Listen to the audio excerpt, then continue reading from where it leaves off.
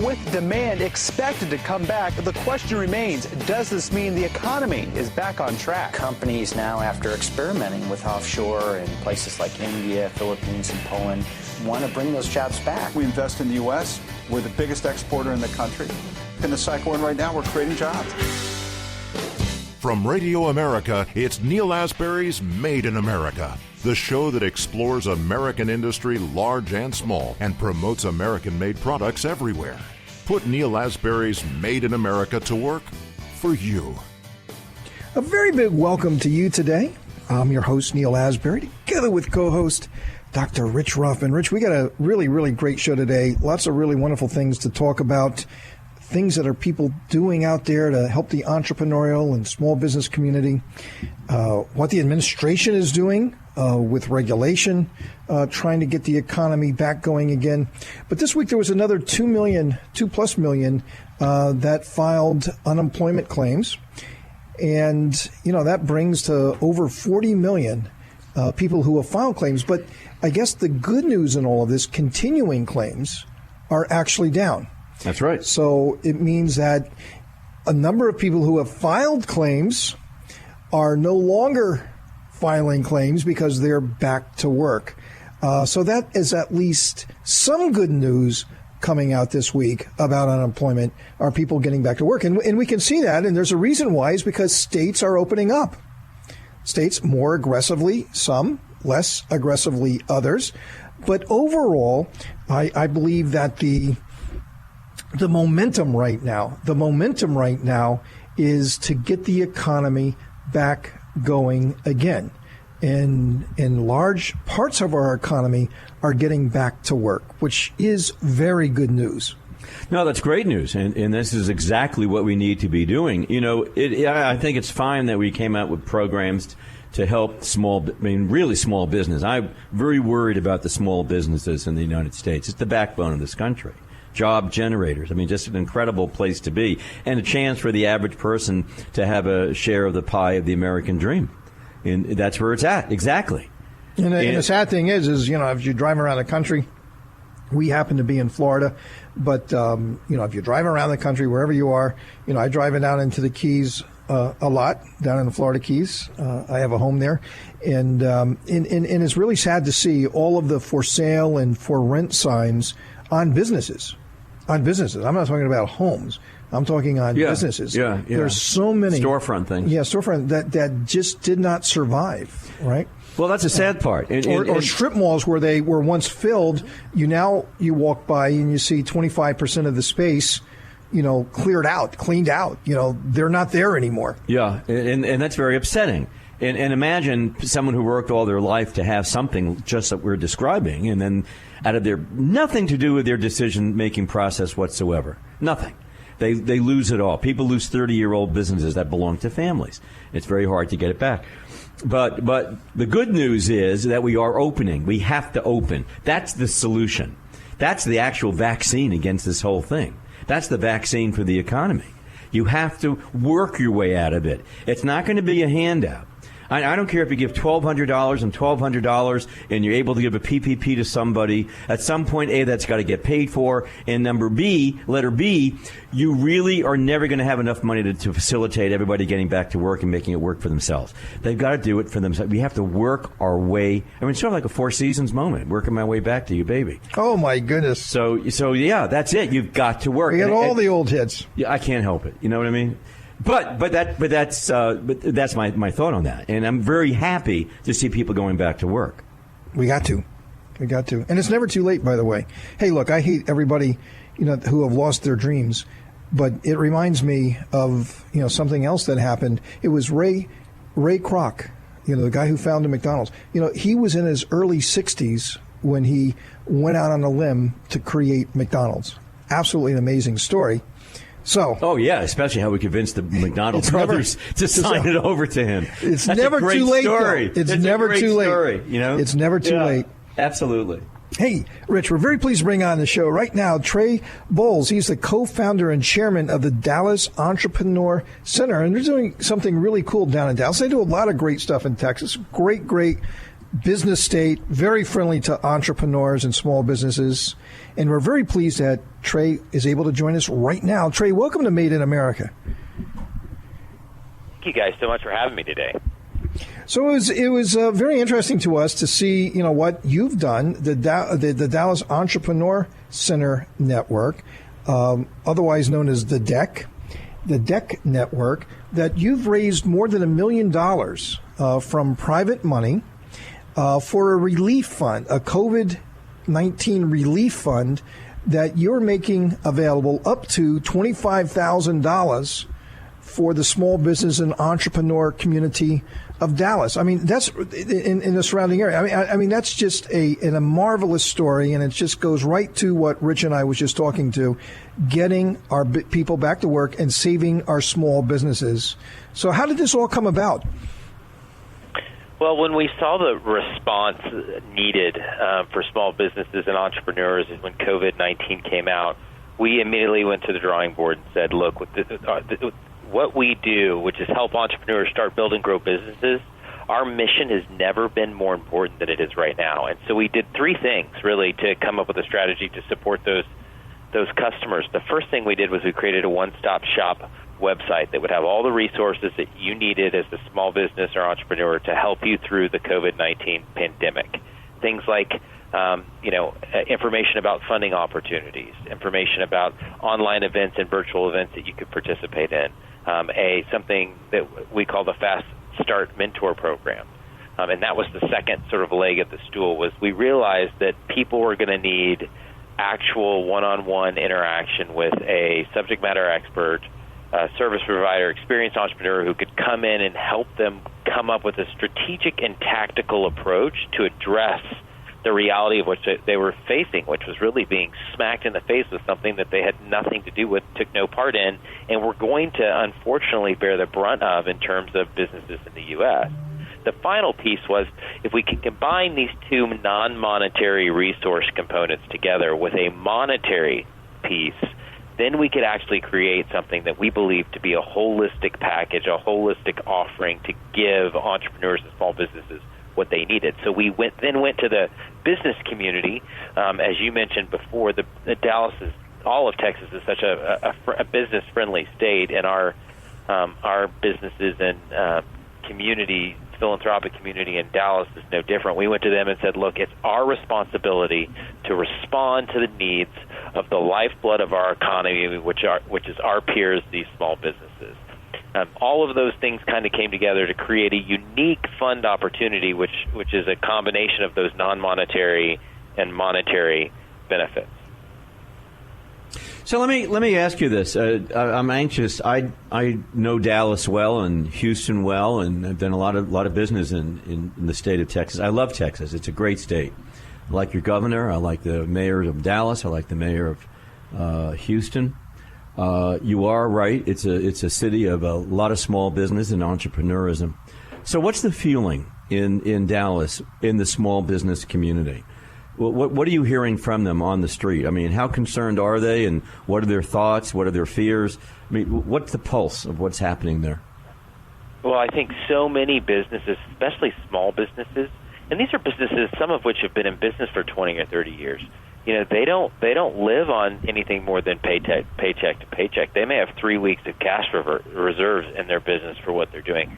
They are scared.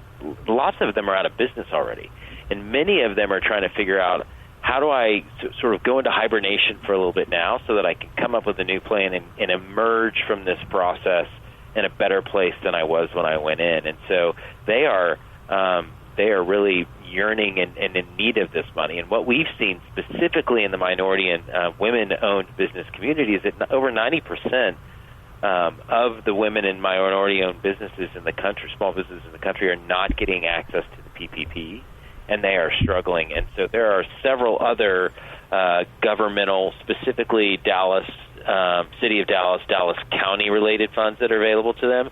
But there are a couple of stipulations there based upon where the money came from that makes puts an onus on them a little bit that we didn't want to do. And so they need this money. And many of them have a plan for, if you gave me $10,000, if I could get $25,000 loan, I could actually make it through this.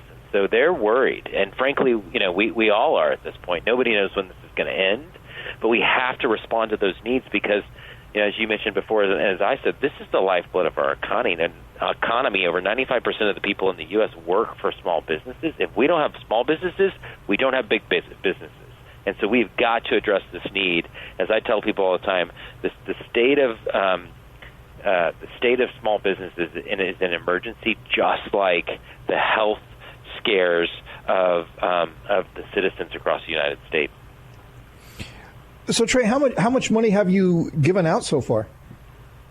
So the way we're doing this is that we have started raising the fund. We got to $1 million pretty quick in less than a week, and sort of said, look, at this point we're going to open up the process of beginning to collect information. So what we'll be doing over the next week or so is collecting what we're calling pre-qualification surveys, and what that allows us to do is pretty quickly determine if someone qualifies for the funding criteria or not, and then we will take all of these people. Will come in through a first round of 1 week applications.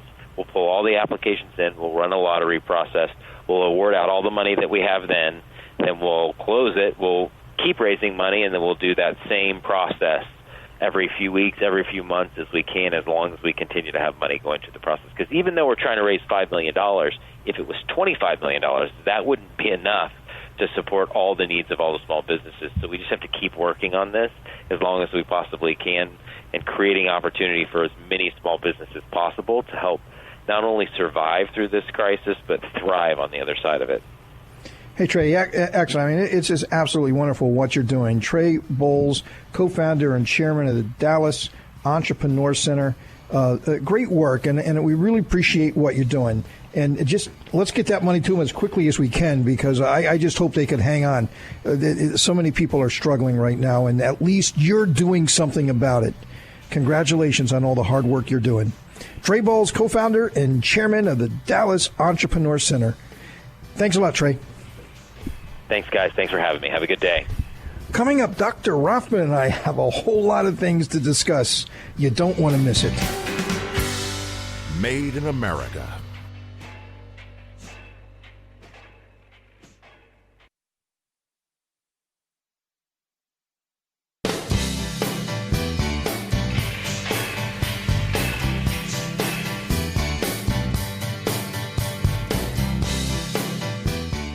Welcome to Made in America. I'm your host, Neil Asbury, together with co-host Dr. Rich Rothman.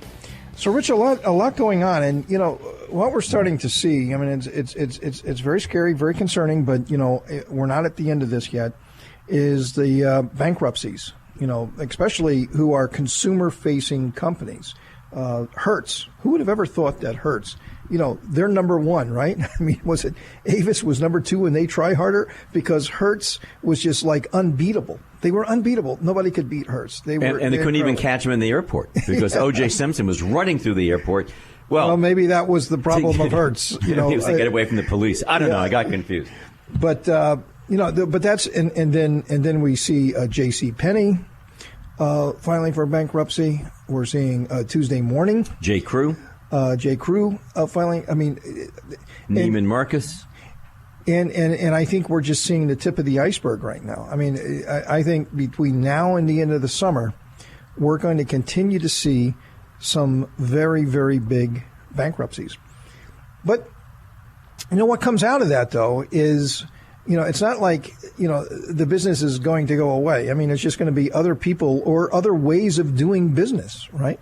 I mean, hey, brick and mortar commerce, the sort of traditional economy, right, was struggling and really kind of hanging on, but losing the battle to the new economy, to e-commerce. And I think this is just going to accelerate that. So any company that did not have an e-commerce strategy going into COVID is really going to be in bad shape, because catching up to people who have already been working on this for a while is going to be very, very, very hard thing to do. Well, yeah, I mean, those who had the ability to do the digital world well are doing well in the new norm, so to speak. They're there. It's interesting. We did a piece in our magazine on takeouts in Coral Gables. The pizza people are not suffering in Coral Gables because it's a takeout-oriented business. Right, so or a home delivery business. Yeah, they're just Jake. They're fine. They're just cooking. They're putting out a lot of pizza, and they're doing well. But it really, here's my question to you, because you're all over the world with what you do. At what point do you think people are going to continue to embrace the digital world and shop on the computer, or their phone for that matter? Or do you think they're going to miss that one-on-one shopping experience? What do you think? I think that train's already left the station, meaning that, we're living in a digital economy, and that's just likely to grow and grow even more stronger. And here, I mean, we shouldn't really be that worried about it. And this is just what happens. And it's happened throughout time. I mean, just in my lifetime, right? I mean, how we saw these sort of tectonic shifts to how things are done, how commerce is done. From Main Street, remember it came from the south, and you have these main streets, and the courthouse center, and every business is kind of located around the courthouse square, and that's where your hardware store was, and that's where the little grocery store was, and that's if there was a bookstore in town, but everything was just right there around the courthouse. But then came the mall. And everything kind of... Big box. Yes, and, everything left those little towns, and it moved, sort of out into a more, open area where they could build this big mall, and they got land, and it was very inexpensive, and then you have these big anchor retailers then just exploded. Bed Bath & Beyond and Macy's and, some of these retailers that we just talked about, right? And so they, the business morphed, and it went to malls, and then it went to national retailers, right? The national retailers just kind of rolled up all of that mom and pop business, and a lot of mom and pop stores, including my grandmother, who had one of those stores at the courthouse square. She never recovered from that. That was a very, very big thing when these big retailers in malls and suburbia and all that opened up. So what's happening now? Bed Bath, Neiman Marcus, JCPenney, all these big names from the retail world, in this, the mallification of America now are struggling, and it's now going online, right? But it didn't mean that the business was going away. It just meant that it was going somewhere else. And there was a new set of entrepreneurs and investors that really cashed in on when it left Main Street to when it went out to suburbia and to the malls. And now you're finding that the malls now are in trouble and everything's going online. But there's a whole group But that was going on before the COVID. The malls were already flatlining. Yes, but it was going on, but it's now being accelerated. Yeah, is what I'm saying. There's no question. Of course it is. Jeff Bezos made $35 billion so far as a result of the COVID. And there's going to be others. I mean, there's a lot of really great websites and people are out there, but even traditional companies are really figuring that out. I mean, Cole Haan, a great internet company. They also filed. Cole Haan filed? Yep. Are you kidding me? Nope. You got to be kidding me. Nope. I love my Cole Haans. No, they're reorganizing a little bit. It was just on. I just read a piece. Well, that's probably a ton of stores you would never imagine. Wow, I missed that. Are in big trouble right now. Big trouble. Wow. But hopefully, I happen to wear a Cole Haan. And I would be very upset to see them not around. Because I thought that anyone has a Cole Haan, get out there and buy a pair of shoes. Go do that. They have such a wonderful website. Yeah. People and entrepreneurs and people are springing up all over the place on their kitchen tables, creating businesses online and becoming very successful at it, just selling all kinds of things. So it's an exciting time because the business is leaving the strip malls and the traditional retailers, and it's going online. It's going to create a whole nother generation of entrepreneurs.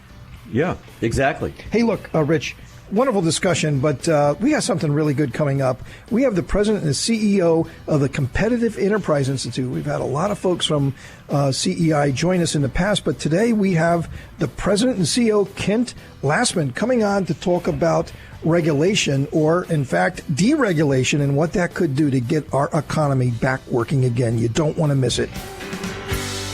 Made in America.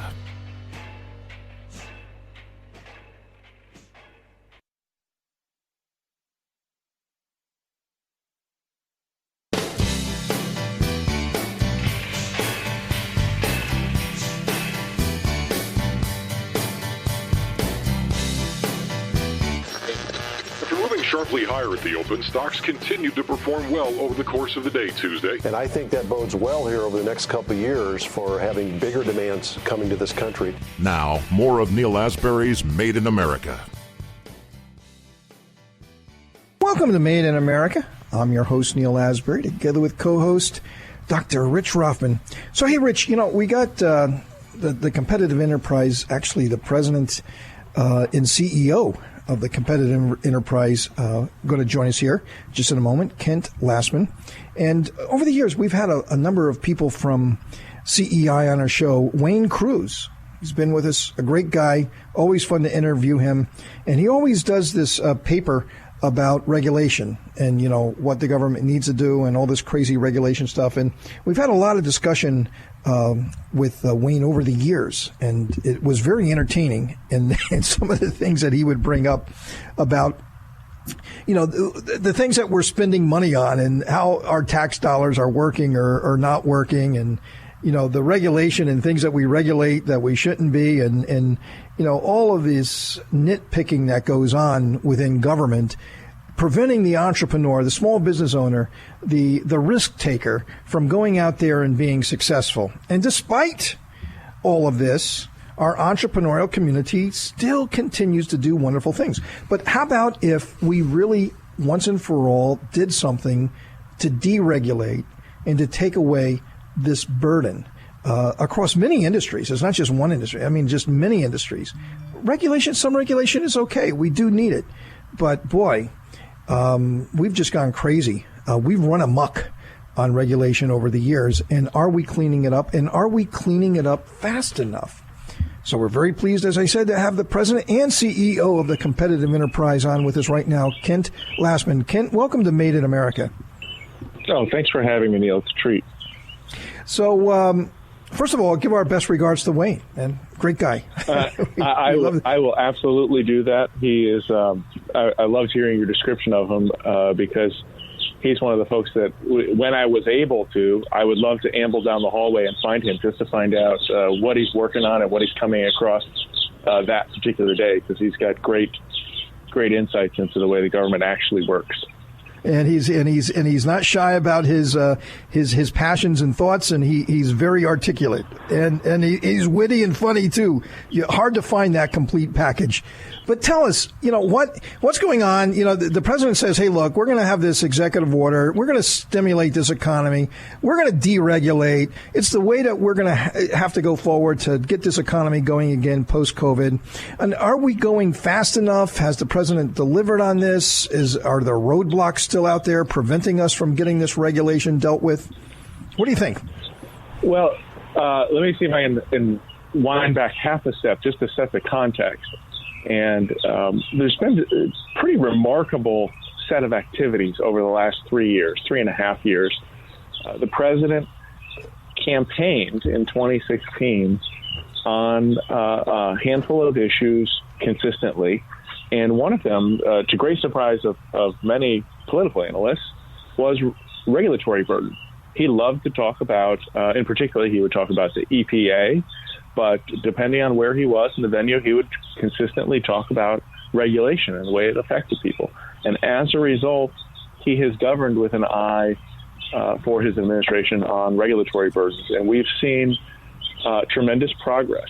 Now, the rate of progress when it comes to cleaning up, simplifying, making clear the regulatory code, the obligations that people have in order to follow the rules.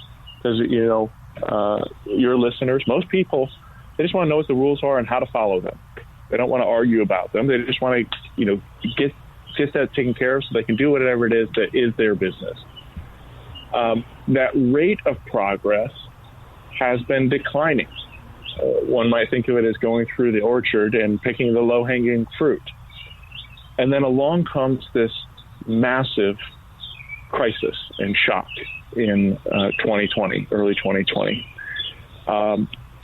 Across the country, governors, local elected officials, as well as the president, were putting the pause button on implementation or the protocols that would allow for enforcement of different regulatory measures. And I think the areas will be familiar because think back to March and early April, rules and regulations that dealt with education, that dealt with transportation, particularly of vital health, PPP, and other health-related goods and services. Regulations that dealt with building and construction, particularly you think about health clinics and hospital beds. All of that stuff got suspended or put on hold so that we could react to the pandemic. And as we moved through the effects of these lockdowns, the president did something extraordinary last week. And I am a pretty skeptical guy. I don't have lots of praise every day for government officials, but I do think it was extraordinary what happened when the president announced through executive order that his administration would be actively looking for ways to rescind, repeal, and otherwise suspend regulatory obligations using all available powers, including emergency powers, which were provided in the rule book for how you make regulation way back in the 1940s. The idea was, well, we might have some extraordinary event like a world war come along where we have to change things quickly. So we're going to have these extraordinary powers. And the president reached into the toolkit and instructed his administration to use those tools to jumpstart that deregulatory agenda that I had talked about. Sort of like using a defibrillator. He had to get that thing going again. And because everybody was looking forward to it. I mean, one of the things that we were excited about is that he did rescind a bunch of regulations when he came in to be president. And the market responded to that. And the Main Street responded to that. The corporate environment responded to that. But you're right. I think what he did and what he said and what he's doing is remarkable. And so as we come back, we had about a minute left in this segment. I'd like to know what is your take on that, and how is that going to affect Main Street corporations? Well, I think the first thing that can be said is it will have varied effects across the country, but that is exactly what we want. We can either have some places getting back into their economic groove faster and other places a little bit more slowly, or we can all go slowly. And I'll tell you, the first option is a much better option. So the first thing I would suggest is these are not going to have equally applied effects, but it is certainly something that will be good for the nation as a whole. Kent, we're going to hold it right there for a second. We're going to take a quick break. We're together with the president and CEO of the Competitive Enterprise Institute, Kent Lassman. Still a lot to talk about. Stay with us. Made in America.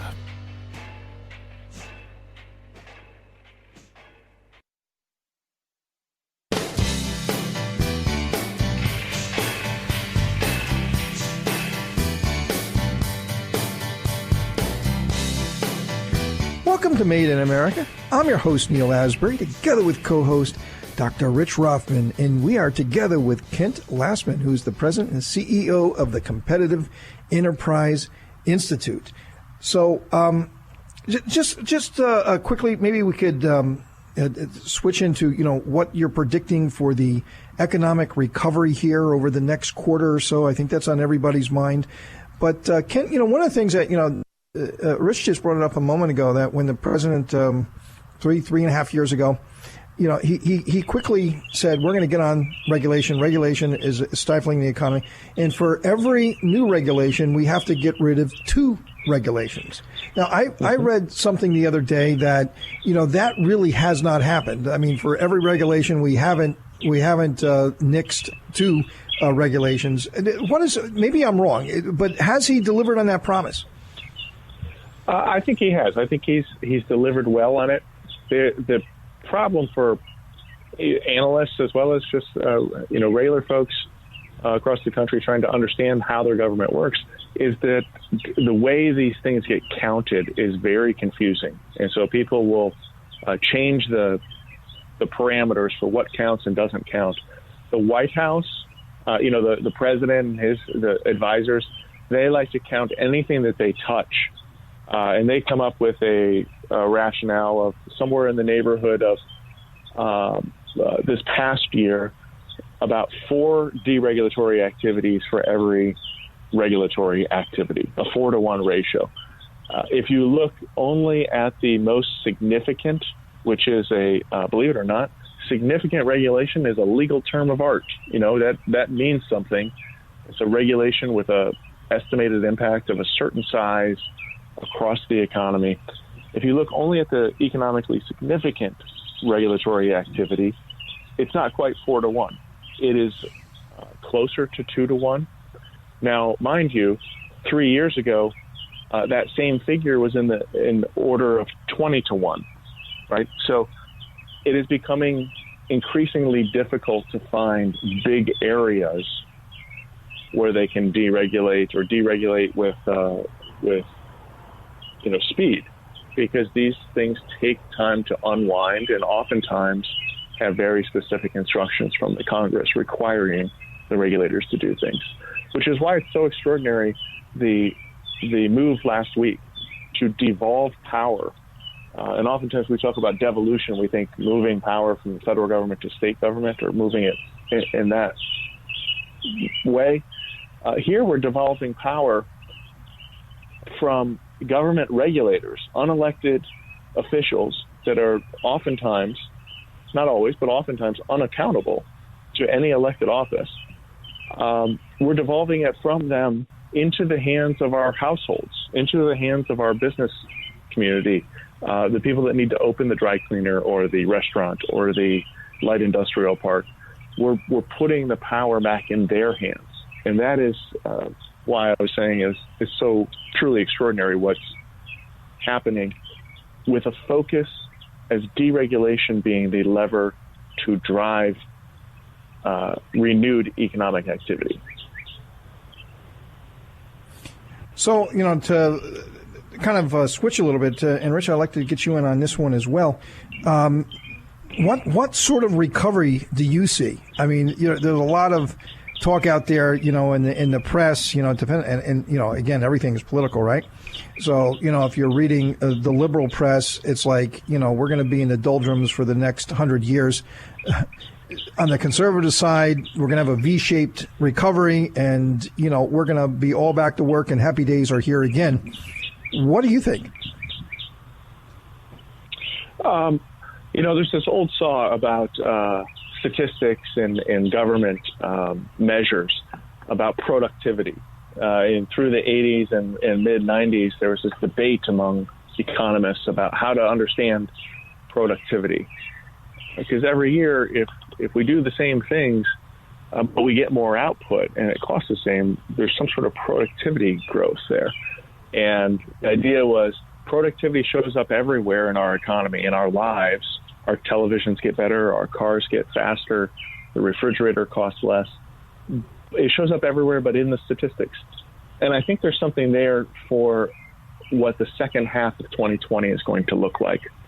All of our information that we're used to analyzing, the unemployment figures, the productivity figures, the manufacturing numbers about long-term orders that are placed, how much is being warehoused, the shipping data, the information about logistics business. These are the sorts of data sets that professional economists and public finance people look at to try to guess where the economy is going and what our growth rate will be. And I think none of that will really be instructive in the coming year. None of that data is going to matter because so much will be coming in fits and starts. I am personally quite optimistic. The fundamentals of our economy were quite sound when the brunt of the economic lockdown hit in March. There had already been two major shocks that weren't comfortable, but had the markets and the American economy, which is to say the way people make decisions about their businesses, had dealt with. And those shocks where we had an oil crisis. And people forget, but Russia and Saudi Arabia started an oil price war back in February. And then secondly, we had a market correction just before the economic lockdowns. So being able to handle those two big shocks, we were in a very sound position. And I think the comeback from that base, like I said, it's going to come in fits and starts. There's an underappreciation for the idea of a supply chain getting broken. Really, it's a web of relationships, a web of contracts and requirements that allow people to plan for their business. But I am not worried at all about where we'll be a year from now. I do think when we look back 2, 3, 5 years from now, the next couple of quarters are going to be very hard. We've got, just in the last 7 weeks alone, nearly 40 million people newly unemployed. That is not a small thing. These are households in or about to be in a state of crisis, and that will affect consumption patterns. It will affect all sorts of downstream behaviors. But the economy itself, I think, is sound. Hey, Ken, thanks for that. Unfortunately, we're up against a time break, but we really appreciate that. Great insight on regulation and what we think this recovery is going to be. President and CEO of the Competitive Enterprise Institute, Kent Lassman. Hey, Ken, thanks for being on the show. Thank you. Coming up, Dr. Rothman and I are going to have some final thoughts for the day. Made in America.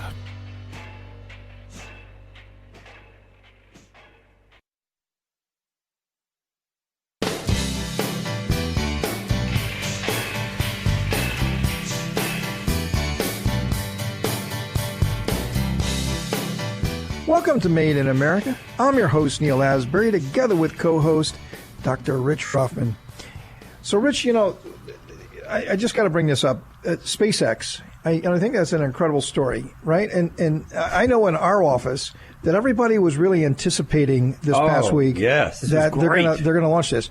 And you talk about an entrepreneur and Elon Musk. I mean, what a guy, right? PayPal, he makes a mint. He did well. He did well. That paid off well. But he's kind of like, the Midas touch, right? Reminds me of another entrepreneur that we lost not long ago, who you knew, Wayne Huizenga. And I worked for him. He hired me. I know that. Personally hired me. And you take a look at his string of successes and what he was able to do guys. With all the business. These are amazing men. Guys, right?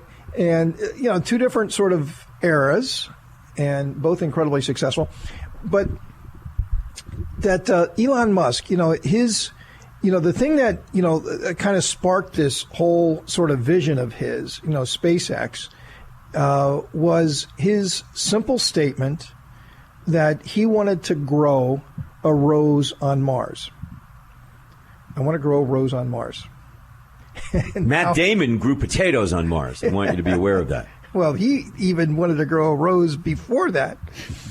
And so I just think that that's an astounding story. You have this sort of idea, and then you're capable of going out and getting, all of these NASA people, all these ex-astronauts in this whole sort of engineering group, and you put it together, and then you convince the U.S. government, NASA, to say, well, why are you doing all of these launches? It's going to cost you, many times more than I can do it for.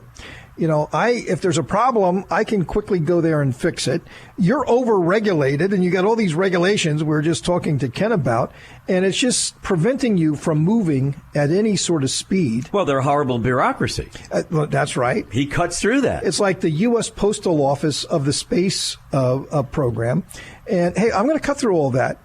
And in my life, I'm going to live on Mars. I'm going to relocate to Mars, and I'm going to grow a rose on Mars. And, that was the whole genesis behind SpaceX.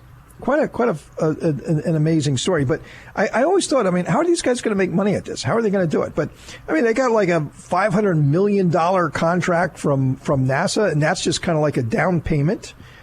They bought how many seats? I forget how many seats they got for that, to go to space. And, that's just a start. And then you get all the private money and everybody else who's going to want to go. I mean, this could end up being like the next General Motors. Well, yeah, exactly. I do find Elon Musk to be amazing because I've been watching this very heavily for the last few weeks as we approached, the rocket launch yesterday that didn't occur and it's put off until this Saturday. But yes, he put together an amazing organization. And if you look at them, it's a whole new generation. The white shirt guys that you would see at Houston Control, with the all crew those cuts? guys, yeah, the crew cut hair and the pocket, all the pins in the pocket, pin holder, yeah. Slide rules, gone. It's a whole new generation. They're not only that, the spacesuits that these guys are wearing look right out of the movie The Martian. They look very cool.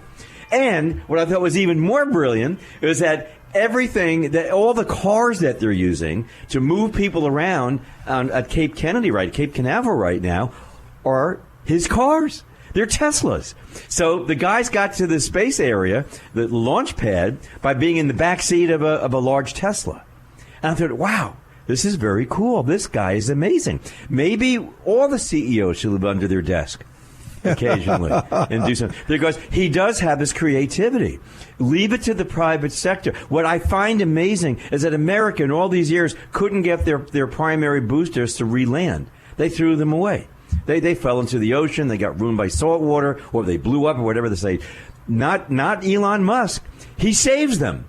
And he landed them on barges out in the Atlantic to prove it could work. He landed it on land out in California. This guy is unbelievable. And you know what? He will go to Mars.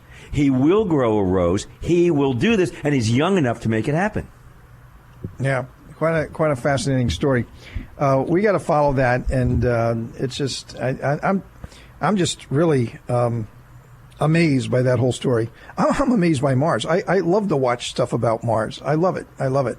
And I like to look up into the sky and see Mars there. It kind of stands out. So we should have been on Mars. We should never have left the moon.